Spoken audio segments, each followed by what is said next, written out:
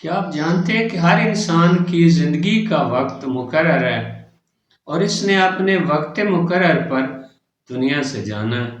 آج کی کہانی میں حضرت سلیمان کے وزیر کی حقیقت سامنے آئے گی جب ملک الموت خود اس کے پاس سامنے آئے۔ ایک دن حضرت سلیمان کے پاس ملک الموت آدمی کی صورت بن کر ملاقات کے لیے آئے۔ اس وقت حضرت سلیمان کا وزیر بھی بیٹھا ہوا تھا۔ ملک الموت نے اس وزیر کی طرف کئی مرتبہ غور سے دیکھا۔ جب ملک الموت چلا گیا، وزیر نے حضرت سلیمان سے پوچھا، یہ حضرت کون شخص تھا؟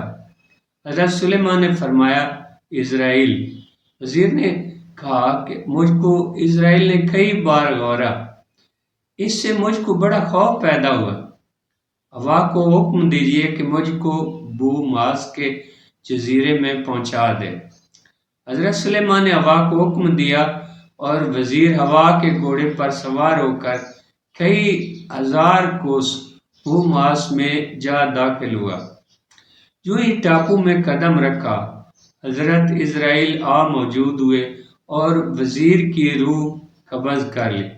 کئی روز بعد حضرت اسرائیل حضرت سلیمان کی خدمت میں حاضر ہوئے اور حضرت سلیمان نے اپنے وزیر کا قصہ بیان کیا۔ حضرت اسرائیل نے عرض کیا کہ اس روز جو میں اس شخص کو بار بار دیکھتا تھا، اس کی یہی وجہ تھی۔ میں حیران تھا کہ اس کی تو مدت حیات ہی پوری ہو چکی ہے، اور 2 گھڑی بعد جزیرہ بوماس میں مجھ کو اس کی جان قبض کرنے کا حکم ہے۔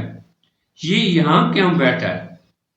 یہ کہانی ہمیں یاد دلاتی ہے کہ انسان کا خمیر اور اس کی موت کا وقت مقرر ہے۔